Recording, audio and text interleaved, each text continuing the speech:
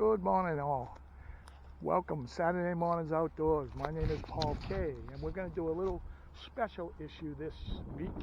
We're going to do a cast and blast. We're going to hunt in the morning for pheasant. We are in Southeast Mass, in stocked pheasant country, and this afternoon we're going to get out the freshwater gear and try to do a little freshwater fishing, just to switch it up a little and see how our luck holds out. So stay tuned and let's see how we do. Gorgeous day today. Not a cloud in the sky. And it's looking like we can do some hunting and fishing today. Let's go. Thanks for sharing. And we are after the ringneck pheasant. Delicious, basically wild chicken. By the way, those birds come from China. They are not indigenous to this country. They are fully Chinese birds. They've been around here for a long time, and in the Midwest, they were stocked a long time ago, and they reproduce. In our area, they don't reproduce because our winters are too cold, I guess. But they do in the Midwest. But they are from China. They are a Chinese bird, and absolutely delicious bird. A lot of fun to hunt.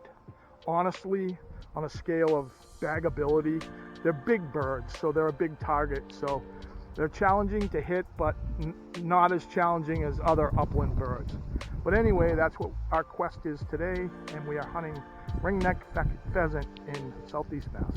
Let's go. And I am using 12 gauge shotgun with number 4 shot, and this is a single shot. I like to give the birds a chance. Let's get started. Last week I was hunting, and it was hunting in the summer. It was like 80 degrees. This week it's more normal. Absolutely beautiful conditions, though it is very blustery right now. But it's high 50s, low 60s, and it should be in the 30s and 40s, but 40s-ish for our area in Southeast Mass. But gorgeous day to be out here hunting. Get your guns, come on out, and let's go. Or just keep watching me. And so I'm not using dogs. The technique that I use without dogs, you're basically zigzagging across the area and trying to flush them. When you have dogs, dogs have their sense of smell. And I had a question from a listener, how do I get started without dogs pheasant hunting? And it's basically you're doing grids. You're choosing a chunk, a small chunk, and just zigzag through it, and then choose another chunk next to that, and another chunk next to that, and you're covering land with basically footwork, and you're taking your time so you don't wind yourself. Just take your time and enjoy the hunt. And if you bag a bird, that's icing on the cake, but enjoy the hunt as you're hunting. Look at this gorgeous area that you're hunting in and soak that in, and eventually you're gonna flush a bird. You will flush a bird. And the birds are in here. They're in the brush. They're not on the trails. You can get them on the trails, but 90% of them are going to be in here. And also check on the Massachusetts Mass Wildlife website and see where the areas are that are stocked in your area. And that goes for any state. For you guys that are watching all over the world, well, in our country that's stocked pheasant, just go on your DFW websites and they'll list where they stock them, and just hunt those areas. Away, you boys that are following along the show, last week I set out trail cams on the fields in that direction, over that tree line, you know, a mile or so away. Found some really good rubs last week, and I checked the trail cams. It's been a week. I'm going to leave them up for another week, but there is no deer. And I was wondering and pondering all week, why aren't there any? Where's the buck? I mean, there's fresh rubs. But then it just dawned on me. Every day, especially during the stalking frequencies, which is a couple times a week in this area, there's 50 guys with teams of dogs running through here. It's kind of just very disappointing, but realizing that, and that's a full-on truth. There's dogs all over this place, and these are pro hunting dogs. You know, these dogs are trained to hunt, and that buck's probably not going to stick around. Those rubs were probably pre-pheasant, if you follow what I mean. Before the pheasant season started, it was marking out its territory, but The area that that camera is in, it's a narrow strip of woods like this. Like on the other side of these trees is a massive field, and that's where the other area is. That's that buck's core area. I know it is. It's because there's too much sign there. You can see his form, where he's bedded down and everything, but I firmly don't believe, because of the cam, I'll leave it up for another week, but because of the dogs, he's not going to be there. And right now they're interested in doe. This is November 8-ish, 9-ish, 8th, I believe it is. And this is rut, full rut in our area. Our rut is November 5th to November 20th.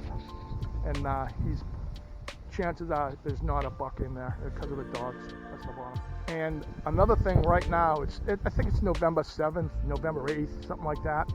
Pretty close to November 8th. This is the full-on rut in our area in Massachusetts / New England, the whole area.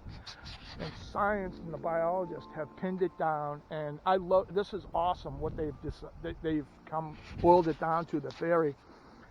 The rut in our area is November 5th through the 20th, and that's written in stone now. It's written in stone. They boiled it down to the very date, the 5th to the 20th, in all of New England, because they figured that, the biologists have figured that in order for the in order for the does to drop their fawns and have them survive, it's all light related. We used to think it was light and food and temperature related, but it's not at all. They figured out it's all strictly light, because the duration of light signals to the doe when to go in estrus, so that it has to be precise, so that as the fawn is developing in the belly of the doe, through the worst part of the winter, the doe will drop the fawn in early middle spring, around that time.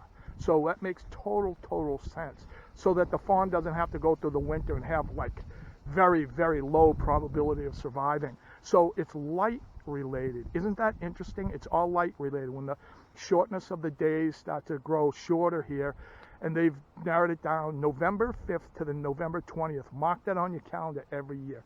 And people that are watching, even all over the world, well, in America anyway, check on your Division of Fisheries and Wildlife, and they'll give you the written in stone time that the rut is on. And why we're so interested in that is because the bucks and does are very vulnerable during the rut. They're paying attention to breeding, and they're not paying attention to where they're at. That's why most deer are killed during the rut by cars and by us, because they're concentrating on procreating, and we can get them easier. That was a mouthful. But isn't that cool? Isn't that interesting? I know. Shut up and hunt. Just taking your time. There's no rush, there's no hurry. You don't have to be quiet. It's not deer hunting. You're just soaking in all this gorgeous upland views around every turn. Just spectacular. So enjoyable. Like fishing, it takes you away. You know, you're not thinking about nothing else but here and now. Like Kenny Chesney said. But it's true, it really is. It's so relaxing. And the bonus is meat. So this is 4th weekend, I believe, in pheasant, and it is full fall here in Southeast Mass. I mean, the leaves are down. It's looking like deer season now. But wide open shots. They were partial before, and on opening weekend they were fully, the leaves were all on the trees. But they're all down now, that's for sure. It's got that winter look to it. Oh. Heart-stopping flush right here, just blew up, and it was an easy shot. He went up here and then just that way, and I don't know, I think I was on him, but I didn't follow through. I didn't follow through, but beautiful flush though. That's etched in my memory now. Unbelievable. So unexpected. Wasn't even expecting it. Just blew up. Doggone it. Oh, it was beautiful though. It's kind of funny how it is, you know, when you're hunting and you're really concentrating on hunting most of the time.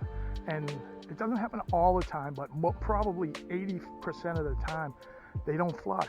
But as soon as your mind starts drifting and you're not paying attention, pop, pop, pop, pop, pop, pop, pop, pop. They just like pop out. Same with fishing.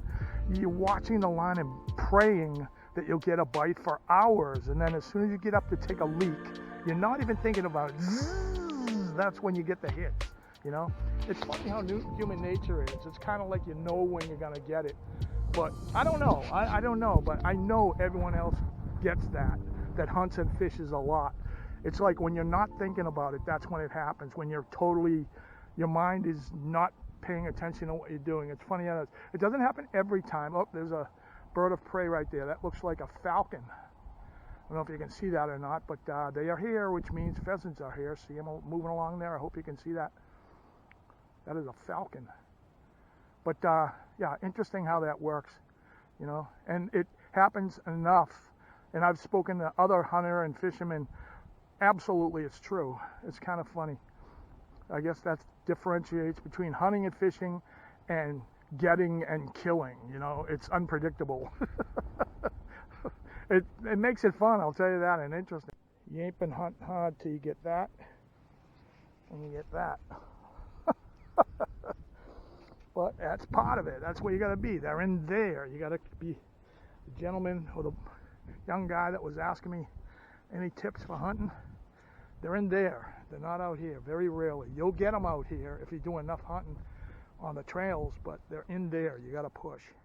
So I'm following through this deer trail, busting through this brush here, and a boundary wall, which we talked about a few episodes ago, how this was law in the 1700s for the settlers to use their field stones. After farming, they'd pull the field stones out and build a wall. It was a law to mark your boundaries. But anyway, in our area, we find a lot of this. Look at this. Right here. That's solid quartz. Whole, and I've seen boulders that big, as big as that one of this. We have a lot of quartz in this area, which is actually an indicator of gold. But it must be in prolific amounts. It's got to be a lot of it. But these boulders are crazy cool. A lot of people pull these out. A lot of work. That thing's heavy, but they get it out of the woods and they put markers in front of their house, like near their mailbox or whatever, to mark their house. But it's beautiful, beautiful stone. And that's solid, pure quartz too. Look at that. White. If I wet that, that would be translucent. And it's just spectacular stuff. What I mean, man, that's part of it. While you're hunting, you're gonna see this stuff, and that's what brings you out here. These wonders that God made. It's just stunning, unbelievable. Man, I'm telling you, the words of the mighty Led Zeppelin. I can hear it calling me the way it used to.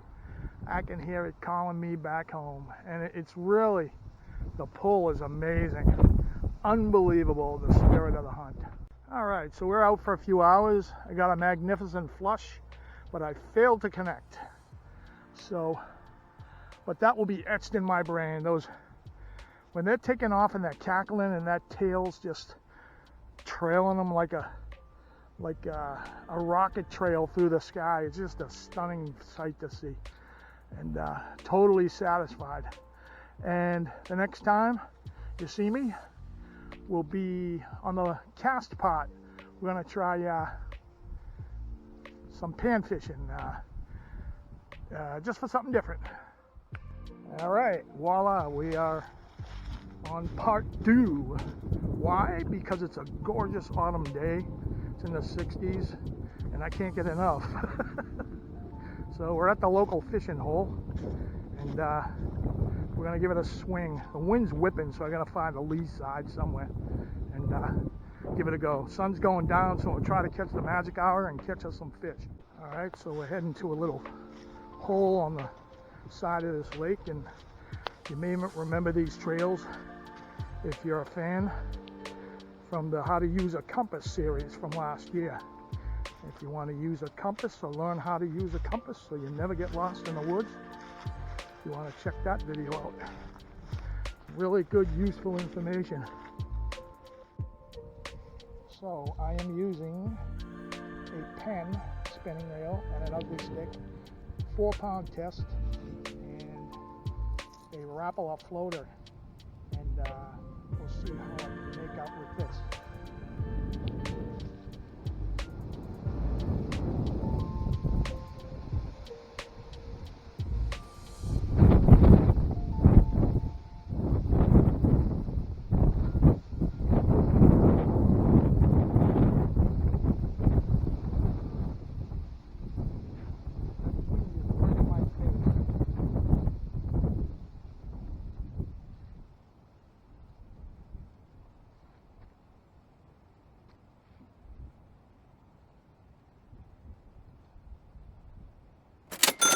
got one. It's a massive fish. It's huge.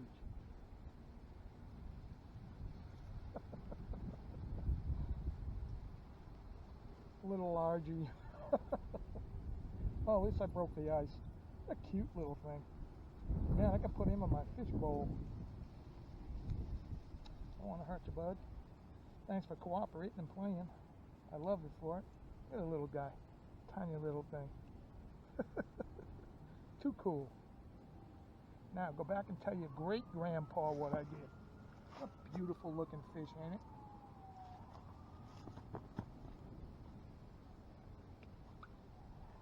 Thanks for playing. I broke the ice. Sun's the magic hour now, that's for sure. Sun's down. Geez, did I call that a what? Two majestic swans. Look at that. They don't get along with the geese. There's 3 swans there. What the heck? 3, they're big old birds. Oven stuffers. Like, you see beautiful, like, giant birds. I see big old turkeys you can barely fit in the oven. Most guys, most hunters do. Look at that. Ain't that something? Oh, those are big birds. It's like 1.5 times easily of a big goose. They're really bullies too. They hate the geese. They can't stand the geese, but they are majestic looking. Something. Look at the size of them. Wow. Yeah, don't come over here, man. You're too big. You'll disrupt the awesome fishing that I'm having. They are spectacular looking, though. Oh, dinosaur-looking birds. I know, you're not going to believe me, but I just had a decent one, a really nice one. Looked like about 1.5 pounds, maybe 2. He got off, but I hate not getting it on film, but I really did. It's getting to be really the magic hour now, so I'm going to see if I can leave this on for a little, not too much, 2 or 3 casts. Let's go.